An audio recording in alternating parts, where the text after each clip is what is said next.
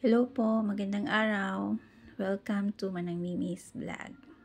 So ngayong araw po, samahan niyo ako mag-unboxing, mag-price, at saka mag-display na rin. Sa in-order natin galing sa grocery. Dumating na kasi.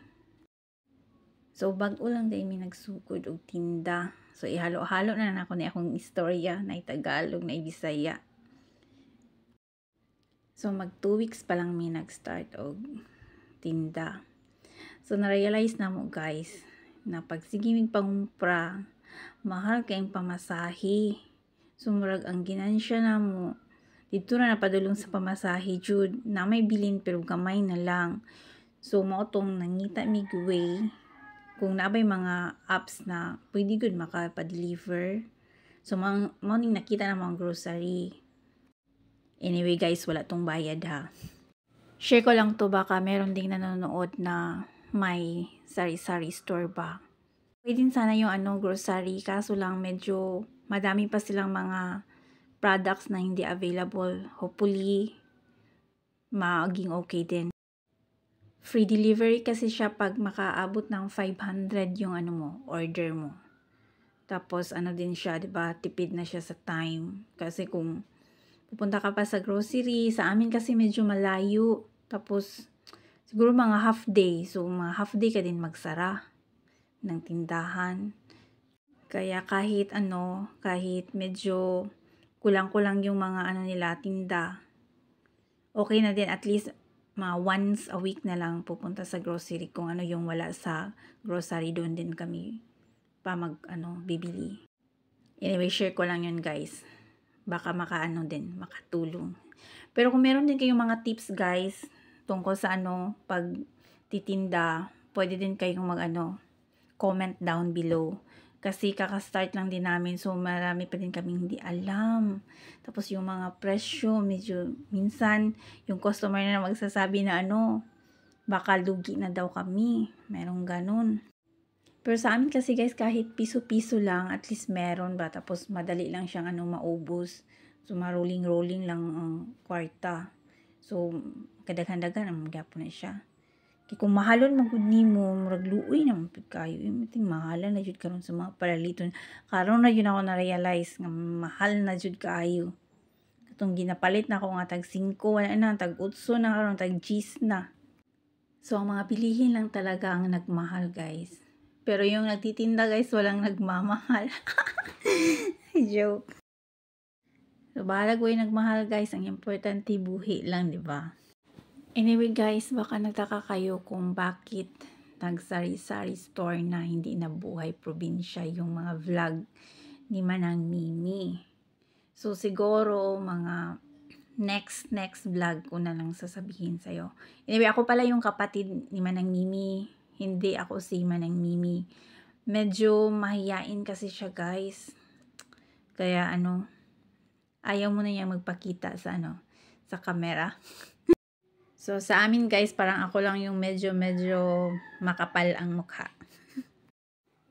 So, ito na nga guys, naglagay na ng mga presyo, nilagyan ko ng mga presyo kasi pag wala ako, yung ate ko, si Manang Mimi, at saka yung kapatid kong babae, sila yung magtitinda pag wala ako. So, nilagyan ko na agad ng presyo para hindi na malito.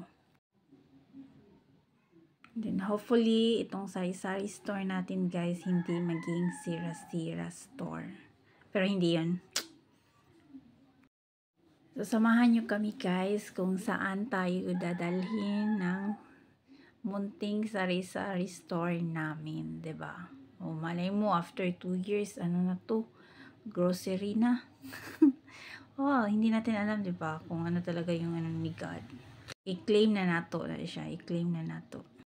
So far guys, ang problema nga mong naatupang karon is mga kawatan. Diri maragdagan jud kay kawatan ng mga bata. Guys, pag mata namo sa buntag ang katong mga chocolates mo tanga candy, wala na, gamay na kay gibilin. Gibilin pero gamay na lang jud. Tapos kamo guys, tagay daw ko niyog kuan kanang guide unsaon pagbalibad sa mangutang. Marag dili yun siya maiwasan guys na may magutang. Syempre, kami naman kay ginansya ang sari-sari store, no? Kung pwede ta, di na ipautang ba? Pero naadyo'y mo hangyo, niya. Di juga kabalibad.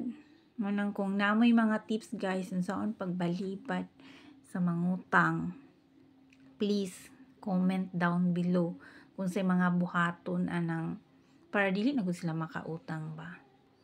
Kailangan ko maghangyo jud nga makautang. So sa karon murag mao na ang akong ginaproblema unsaon pagbalibad sa mangutangay.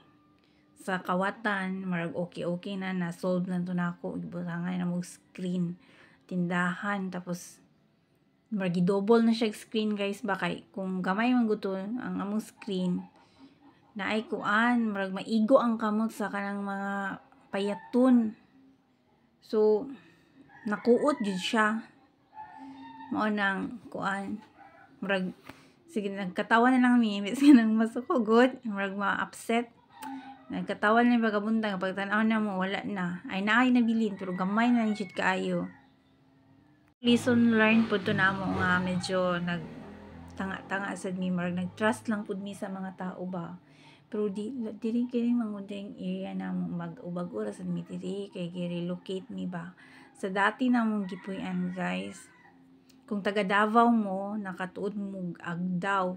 Sa Agdaw known jud siya na kanang murag na known siya ba nga daghag adik, daghag bugoy-bugoy mga, pero guys wala jud kawatan didto. Siguro na ay mga kawatan dito no, pero dili nila ginauna yung mga silingan. So ganon. Dito guys, grabe. Kwento ko lang. Dito guys, yung kapitbahay namin nanood ng TV. Tanghaling tapat. Tapos yung ba? Nakatulog sila sa kapanood ng TV guys. Pagising nila, wala na ang TV. Ninakaw na. O, diba? So, grabe talaga yung dito. Magnanakaw kasi na ba? Parang, dito lahat dinala yung mga na-relocate. So, parang may galing sa ibang lugar. So, yung kapitbahay namin, konti lang. Tapos, madami yung sa, hindi namin alam kung saan sila galing. Tapos, dito na binagsak. Meron namang dito guys, patrol car, sila. Yung mag-rubing. Parang sa isang gabi, 3 beses. Pero siguro, inano din nila yung nang magnanakaw ba. Tiningnan kung nandiyan na ba yung pulis. Pero dati din guys, ako lang mag-isa dito. Nako, 1:00 ng gabi. Akala ko yung kapitbahay, yung gilungkap good. Sabi na ko, banaman, nabi na ko, ang kuan, silingan ang gilungkab. So, nagawas ko sa akong kwarto, kay akong tangliligon sa pikas kwarto ba. Kaya dito man sa pikas, nakita man. So, paggawas na ako sa akong kwarto, guys, ang akuan naman na yung pultahan, ang giabrihan. Pati yun ako, pero kung makuan ka no, kanang, sa imo ko mahitabo, dili juga ka-react guys. Ako wala juga ko naka-react, pero wala na ako nakita ang ilang dagway. Pero siguro nagpasalamat na lang ko nga wala na ako nakita. Kaya basi nakita ba ilang po kong patyon. So gikuot rapud to. Kato nga time gikuot rapud nila ang unsa ni ang ako ang doorknob sa kuan sa sulod. Kay makuan mo gud ang jealousy mo tong ako na pong siyang kay wala pa mo to grill sa una. So bago ko naglakaw ko sa gibutangan og grills. Kay lisod na. Grabe man ang grabe jud diri. So guys, mao lang to akong chika kay murag grabe na jud ko ka marites diri no sa among dapit. So salamat sa pagtan-aw guys, unta sa pag-subscribe. Dako kay ng tabang kang manang nini. Thank you very much. Bye.